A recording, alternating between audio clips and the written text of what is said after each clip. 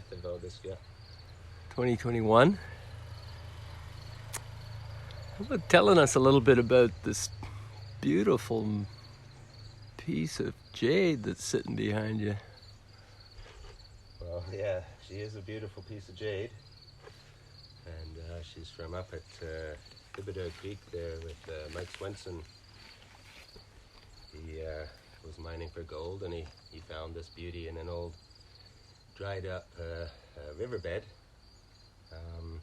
Big clunk with his excavator, and pulled up this beauty probably 10 years ago, I would say. And yeah, really happy to have it here now. Just working away, a few of us, Hal and myself.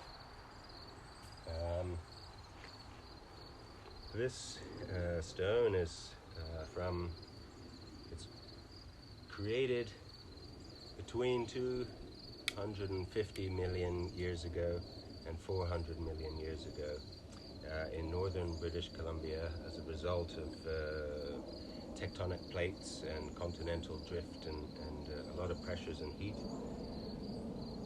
And over that time, through crust, mountain building, the jade was raised up and eventually was gouged out of there by during the last glaciation. And it would have transported this jade boulder a few hundred kilometers probably, and it's been dropped in once the glaciers receded. It was dropped in the river channel. That was as a result. And then we get to the modern day here where Mike Swenson found it. And so after a long history and many journeys, the stone has been tumbled by ice and washed by rivers for thousands of years. And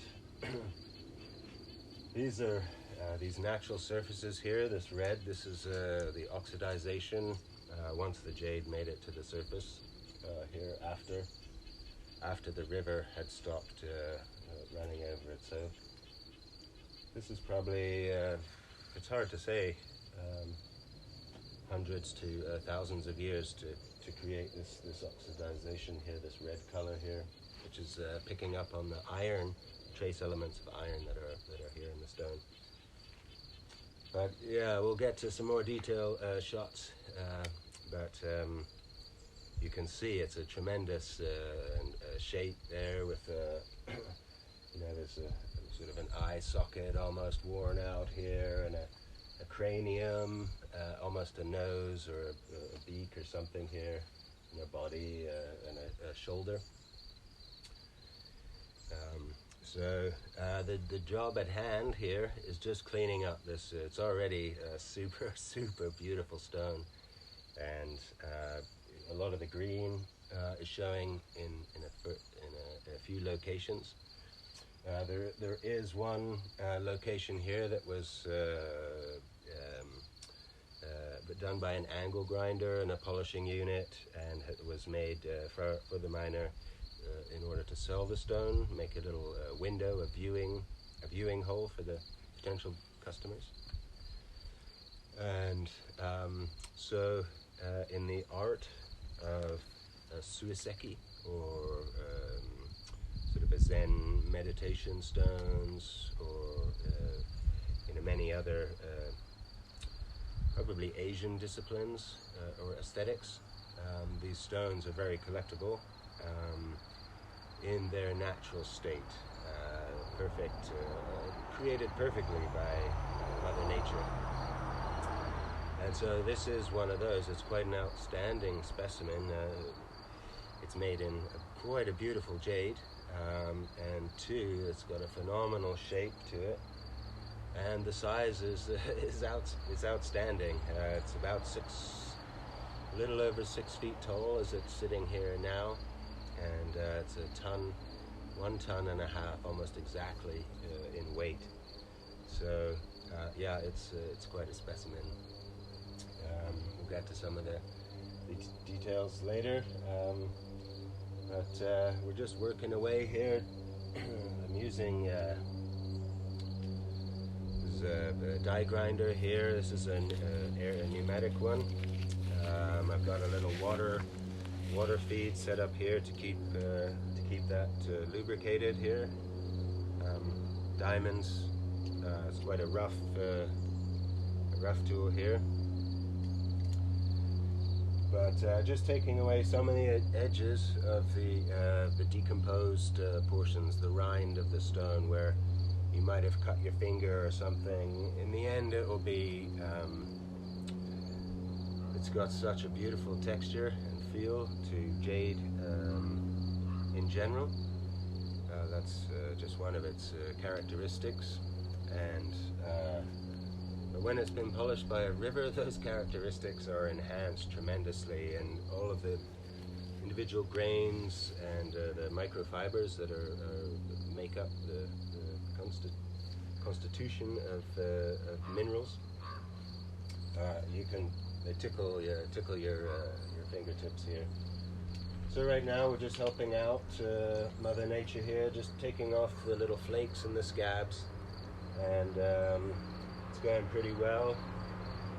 We're doing as little as possible is kind of the key here, and just leave Mother Nature's perfect art form as close to we found it.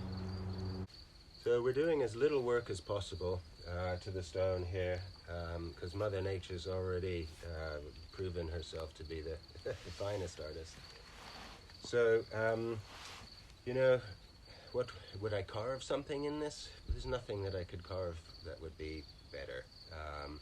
We've had a lot of visitors over here already, and everyone's oohing and awing, and they, you know, oh my gosh, I see a gorilla in the stone, or oh my goodness, I see a pelican, or an elephant, or a bear. All these things, a raven, a human face, or a feature humanoid, and there's no way that myself, or I don't believe anyone, could do better than Gaia here, our Mother Nature. So yeah, we'll keep her as natural as possible. This is the area here where we probably have the most work to do. This is the area that I was telling you before that's been polished with an angle grinder. You can see very lustrous surface here that's been hit by some diamond polish. And now, I guess it was about this size. So now I'm trying to blend all this scabby area into and over here. So I'm going to try to take this polished surface back down to a green, you know, looking river worn and burnished patinaed surface.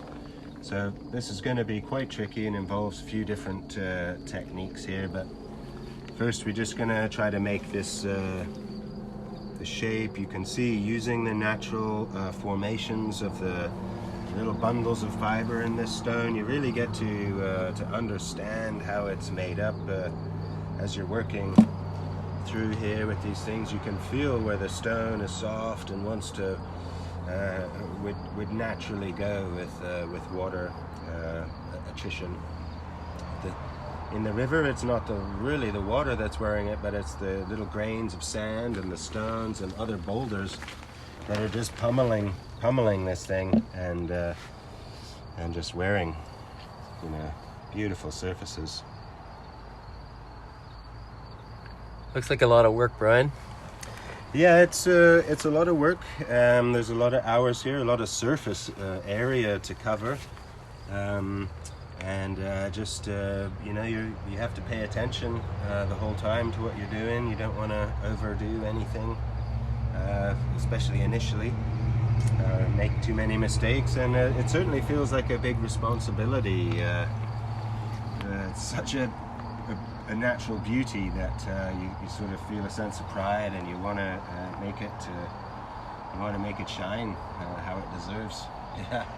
There's a beautiful overhang here. This is one of the nicest features, I think.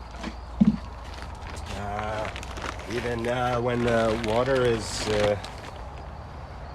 dripping off this nose here, it'll catch a little lake, a little pond here. So really, it's just wonderful just to feel it, you know, get your hands under there. It's all polished by water. It's very smooth, this section.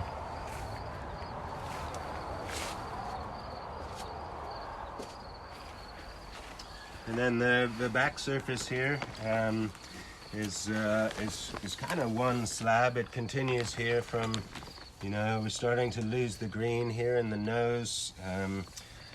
I figure that's because this is very dark. You can't see any green on this side.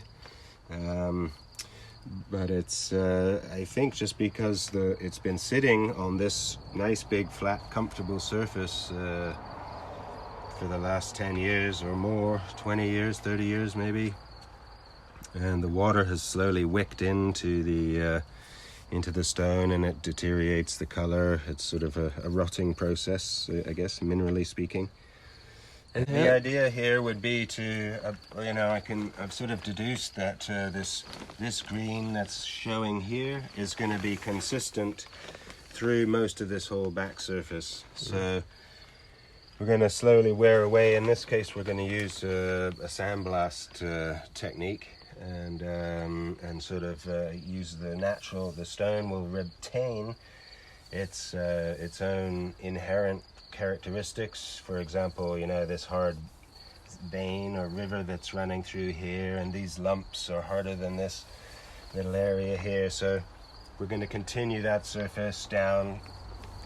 I'm thinking it's like half a centimeter, 5 millimeters,